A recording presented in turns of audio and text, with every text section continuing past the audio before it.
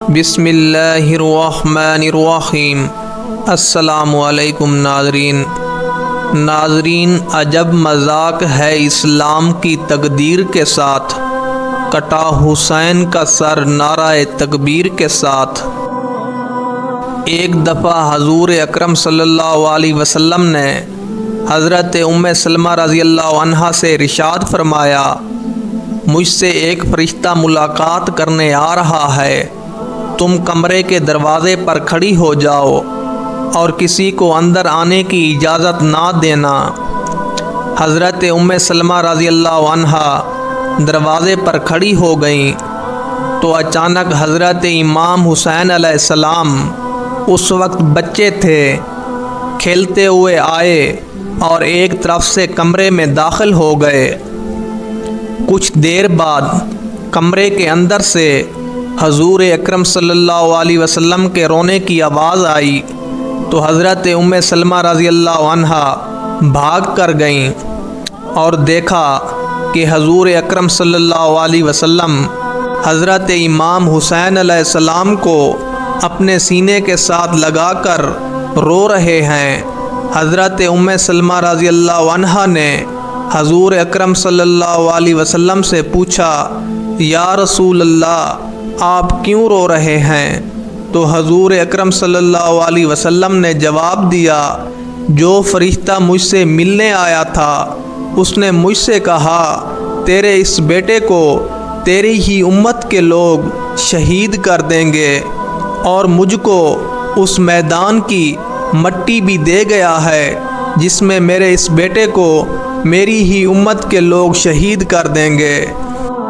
پھر 61 ہجری 10 محرم کو وہ دن آیا جس کے بارے میں حضور اکرم صلی اللہ علیہ وسلم نے ارشاد فرمایا تھا، امت محمدیہ کے لوگوں ہی نے حضور اکرم صلی اللہ علیہ وسلم کی پاکیزہ آل کو کربلا کے میدان میں ناحق شہید کر دیا، اور شہید بھی اس بے دردی سے کیا گیا کہ ان کے سر مبارک نیزوں پر سجا لیے اور حضور اکرم صلی اللہ علیہ وسلم کی بیٹیوں کو گرفتار کر کے کوفہ اور شام کی طرف لے جایا گیا۔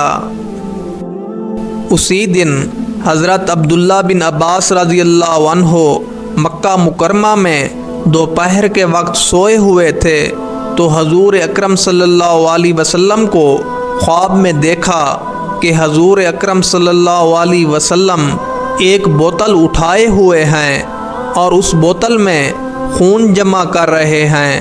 تو حضرت عبداللہ بن عباس رضی اللہ عنہ نے حضور اکرم صلی اللہ علیہ وسلم سے دریافت کیا، یا رسول اللہ، یہ آپ کیا کر رہے ہیں؟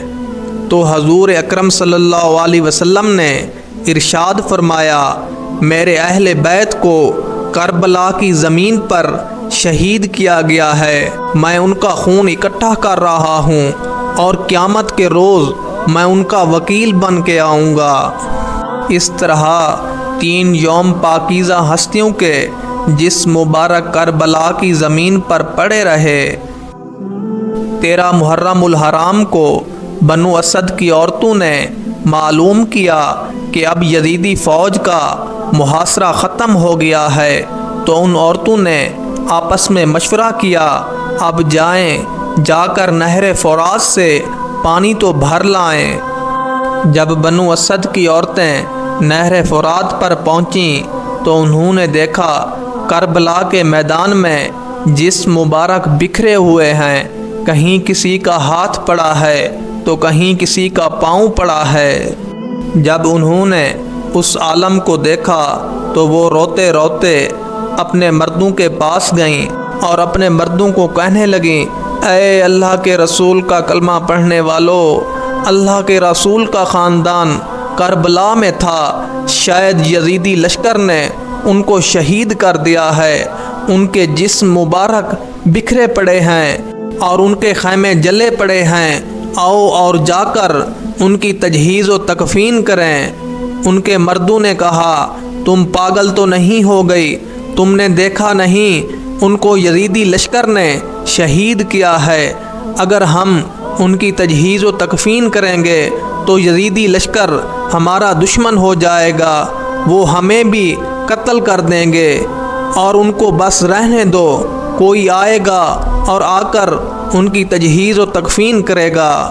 ان عورتوں نے کہا، کیا تعجب ہے، تم اپنے آپ کو مسلمان کہتے ہو اور حضور اکرم صلی اللہ علیہ وسلم کا کلمہ پڑھتے ہو، اور حضور اکرم صلی اللہ علیہ وسلم کی اولاد کے ساتھ یہی محبت رکھتے ہو، اور قیامت کے روز تم حضور اکرم صلی اللہ علیہ وسلم کو کس طرح منہ دکھاؤ گے؟ اور کہا، تم نہیں جاتے تو نہ جاؤ، ہم حضور اکرم صلی اللہ علیہ وسلم کے نواسے کی تدفین کے لیے ضرور جائیں گی۔ جب یہ بات ہوئی تو کچھ مردوں کو غیرت آ گئی، وہ بھی عورتوں کے ساتھ چل پڑے، اور جب کربلا کے میدان میں پہنچے تو دیکھتے کیا ہیں، کسی کا سر نہیں تو کسی کا بازو نہیں تو کسی کا پاؤں نہیں۔ وہ سوچنے لگے ان کی تدفین کیسے کریں گے۔ آخر وہ اس نتیجے پر پہنچے کہ ایک بہت بڑی قبر کھودتے ہیں، سب کی ایک ہی قبر میں تدفین کر دیں گے۔ ابھی وہ قبر کھود ہی رہے تھے تو اچانک ایک شاہ سوار آ گیا۔ ان کے ذہن میں خیال آیا شاید کوئی سپاہی ہے۔ جب انہوں نے پوچھا کہ تم کون ہو تو انہوں نے آبدیدہ ہو کر جواب دیا، میں حضور اکرم صلی اللہ علیہ وسلم کے نواسے حضرت امام حسین علیہ السلام کا بیٹا حضرت امام زین العابدین ہوں۔ یہ سن کر سب کی آنکھیں نم ہو گئیں۔ پھر حضرت امام زین العابدین نے ایک چادر بچھائی اور اپنے بابا جان حضرت امام حسین علیہ السلام کی لاش کو چننا شروع کر دیا۔ کہیں امام حسین علیہ السلام کی انگلی ملتی ہے تو کہیں کندھے کا گوشت ملتا ہے تو کہیں سے پاؤں ملتا ہے۔ اور جب حضرت زین العابدین نے حضرت امام حسین علیہ السلام کے جسم کے ٹکڑے ایک چادر میں اکٹھے کر لیے تو حضرت امام زین العابدین نے ایک جگہ سے مٹی ہٹائی تو وہاں پہلے سے ہی قبر موجود تھی۔ اس قبر میں حضرت امام حسین علیہ السلام اور ان کے بیٹے حضرت علی اکبر علیہ السلام اور حضرت علی اصغر علیہ السلام کو ایک ہی قبر میں دفن کیا گیا، اور باقی شہدائے کربلا کے لیے ایک بہت بڑی قبر کھودی گئی۔ اس قبر میں تمام شہدائے کربلا کو دفن کیا گیا۔ اسی وجہ سے اس جگہ کو گنج شہیداں بھی کہتے ہیں۔ جب سب شہداء کی تدفین ہو گئی تو کسی نے کہا، ابھی بھی ایک تدفین باقی ہے۔ جب اس کے قریب پہنچے تو حضرت امام زین العابدین نے کہا، یہ صحابی رسول حبیب بن مظاہر ہیں، اللہ تعالیٰ یہ چاہتے ہیں اس کی ایسی جگہ پہ تدفین ہو جب بھی کوئی حضرت امام حسین علیہ السلام کے پاس آئے وہ پہلے حبیب بن مظاہر کو سلام پیش کرتے ہوئے آئے۔ اس طرح حضرت حبیب رضی اللہ عنہ کی تدفین ایک دوسری جگہ ہوئی۔ جب سب لوگ واپس جانے لگے تو حضرت امام زین العابدین نے فرمایا، ذرا رکو، ابھی بھی ایک تدفین باقی ہے۔ لوگوں نے کہا، کچھ بھی تو نظر نہیں آ رہا۔ حضرت امام زین العابدین نے فرمایا، ذرا نہر فرات کی طرف چلو۔ جب لوگ نہر فرات کی طرف گئے تو دیکھا حضرت عباس علم بردار کا جسم مبارک پڑا ہوا ہے۔ حضرت عباس علم بردار کو اسی جگہ پر دفن کیا گیا جہاں آپ گھوڑے کی زین سے گرے تھے۔ اس طرح شہدائے کربلا کی تدفین ہوئی۔ تاریخ میں کسی ایک شخص کا نام نہیں ملتا جس نے حضرت امام حسین علیہ السلام کی نماز جنازہ پڑھائی ہو۔ روایت یہ ملتی ہے کہ بنو اسد کے قبیلے کے لوگوں نے شہدائے کربلا کی تدفین کی۔ اور باقی رہی بات حضرت امام حسین علیہ السلام کے سر مبارک کی، اس کے بارے میں بہت سی روایتیں ملتی ہیں، لیکن زیادہ تر یہی مشہور ہے۔ آپ رضی اللہ عنہ کا سر مبارک جب یزید کے پاس لے جایا گیا، اس کے بعد آپ کے سر مبارک کو آپ کی والدہ مائدہ حضرت فاطمہ رضی اللہ عنہا اور آپ کے بھائی حضرت امام حسن رضی اللہ عنہ کے پہلو میں دفن کیا گیا۔